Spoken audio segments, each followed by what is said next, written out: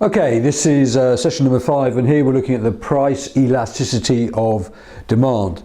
Now, this is a concept that you can use on Unit 1, it will come up on Unit 2, it will come up on Unit 3, and you can also use it on Unit 4. And in fact, even with the new syllabus, you can use it all of the time. And it's a concept that most students will always get wrong in the exam. In fact, I think it comes up on the Unit 2 paper. You learn this, it's worth 1 grade. Okay, price elasticity of demand.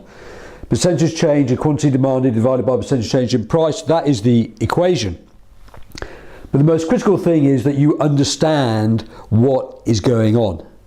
Now, within this one, whenever you increase price, it will always be a negative relationship, because whenever you increase price, you would expect the demand for the product to fall. There are a few products that don't conform to that, but we're not interested in them in the context of this particular part of the course, and it's a very rare occurrence anyway. Now, if it's inelastic, it is always less than 1.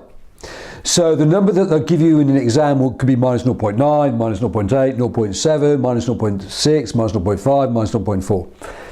Anything that is less than 1, and it is always a minus number. So the number will always be less than 1, and this bit will always be minus. Okay, so that will make it inelastic. Right, on there. Okay, now basically, if you really think about it, if you have a really inelastic demand curve, right, then you can just raise the price. So if you're inelastic here, and we raise the price here, demand has hardly fallen at all, but clearly total revenue will in fact have gone up dramatically. So in this situation, of course, what you do in business is you would raise the price. Here, the price elasticity of demand there, I suspect, is about minus 0.1. It could also be 0, and if it was 0, if you really think about it, it would be price and quantity. Like here again, as per usual, it will be a straight line down. So if you raise the price, demand would not change at all. Now, in a sense, that's what you want for a business. Now, if you did raise the price, over time, that demand curve would become more elastic, because more firms would obviously enter that industry, because you would have a dominant position and firms could earn high profits. So say if we did take the Apple iPad, initially you may be able to raise the price by a lot, but then Samsung comes in, so the demand curve will definitely become more elastic over time. But in the short run, you're going to make loads and loads of money. You can make loads of money on a business by raising the price, then you get loads of cash. Apple had 160 billion pounds of the cash, and with that cash they can go off and then they can create a new business.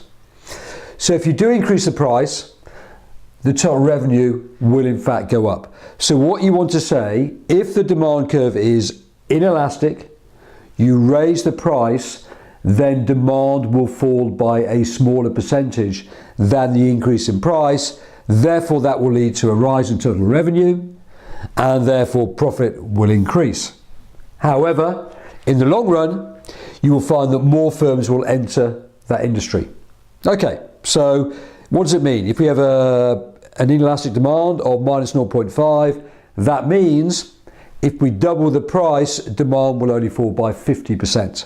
So here, if we double the price here, demand will only fall by 50%. Therefore, it's minus 0.5. Because that number is less than 1, it is always inelastic. Obviously, the closer it is to 1, the more it is still inelastic, but the more elastic the demand curve is. Okay, so how do you create an inelastic demand curve? Well, you build up a brand, Louis Vuitton, and their model, which is called the pyramid model, which is up here somewhere. So you buy a piece of Louis Vuitton, you think it's a really, really beautiful piece of clothing to wear or whatever. And now they have a pyramid method on here. So 1, 2, 3. Up here they may be selling a handbag or something for £30,000. Okay. Then on the next level down, they may be selling a handbag for £4,000 to £5,000, something like that. Still pretty expensive for a handbag. However, down here, they may be selling a handbag for £300 to £400. Now, okay, or you can buy a purse for 100 quid. Now, in that case, Louis Vuitton has got a very, very good product, because what they're sort of telling people is, well, okay, you can buy a bit of our brand and you can spend a lot of money on it, but it's not going to be completely out of your budget range. Where do they make all their money? Well, they don't make their money up here, okay? They make all their money down here. But these items here help to create a brand and help, in a sense, to create an inelastic demand all the way down here. In fact, in economics, it's called anchoring. You go in there and you say, oh, well, that purse is £30,000, but I can buy it with £300. That must be a real bargain. Okay? They're still probably, actually, I don't want to get myself in trouble here by saying they're still probably ripping you off a little bit, but they're still charging a very high price for that purse. Okay, so you've got all these things on here. You've got brand, you want to build up a brand, unique selling points. If there's a lack of substitutes, then the demand curve is going to be more inelastic, e.g., the Apple iPad. Initially there was a lack of substitutes, so therefore they charged a high price, therefore they made loads of money. And the Range Rover Evoque, which has moved into China. It will take time for other firms to enter that market, so maybe they can charge a slightly higher price than usual. Okay, so that is an inelastic demand. They always give the example, if you're dying of thirst in the desert, right, you'll spend millions and millions of pounds just for one bottle of water because you need that to survive, and therefore they're going to have a very, very inelastic demand. However, that's what you want to try and create in a business, price elasticity demand. My next lesson, I'm going to talk about an elastic demand curve.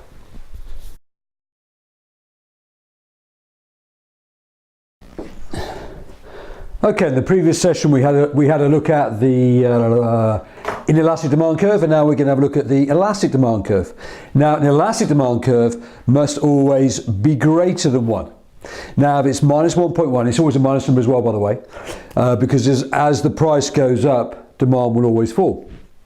Now, not always, but most of the time, whereas the price falls, you'd expect demand to go up. Now, minus 10 would be a very elastic demand curve, and minus 1.1 would almost be an inelastic demand curve, but it's not, because it's more than 1, it would definitely be an elastic demand curve. Now, in this situation here, you're faced with a very elastic demand curve. So in this case, if you were in business, quite clearly you would reduce your price, because there'd be such a massive increase in demand for that particular product.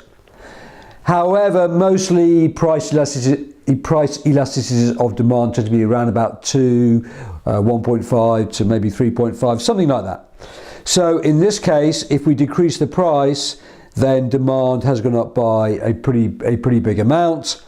So we go to the equation again, percentage change in quantity demanded divided by percentage change in price. So if we decrease the price, there will be an increase in demand. Now in this case, maybe price has fallen by 100%, so price has gone down by 100%, and demand has gone up by 200%. So therefore the price elasticity of demand is 2. And you will get more revenue. So if you do have an elastic demand, and if you do reduce the price, total revenue will go up. But we can't say whether or not profits would go up. They would probably go up here because it's such a small change in price. We can't say here whether or not profits would go up, because it would depend upon the contribution that each good is making. It may be the case if you reduce the price, then you're not making any contribution at all towards your profits. So in that case, profits would definitely not go up. Also, if you reduce the price, obviously your gross margin would fall. And that's one of the things you look for in a business. Those industries which do have a high price elasticity of demand is because they got lots of competitors and people are keen on price. Actually, I should also add Aldi onto this one now, because they've completely come in and they're starting to take over the market. So in this case, you've got Ryanair, Primark and Aldi. Now basically they follow a process called cost minimisation. So they have a lower cost base than the other firms. So therefore they can always charge a lower price. And as they charge lower price, if people become more price sensitive, price aware, then the price elastic demand may be quite high. So therefore a fall in price will lead to a much larger rise in demand. Therefore total revenue will go up. In their cases, it does appear that their profits have in fact gone up, but we can't say that for every firm. So if you walk into an exam and you see a price elasticity demand of 10, minus 10, you would definitely reduce the price. Minus 2, you would probably reduce the price. from there. But that's also dependent on how your competitors react and everything else. So this morning we've done number 5, we've done inelastic demand curve and also an elastic demand curve. Thank you.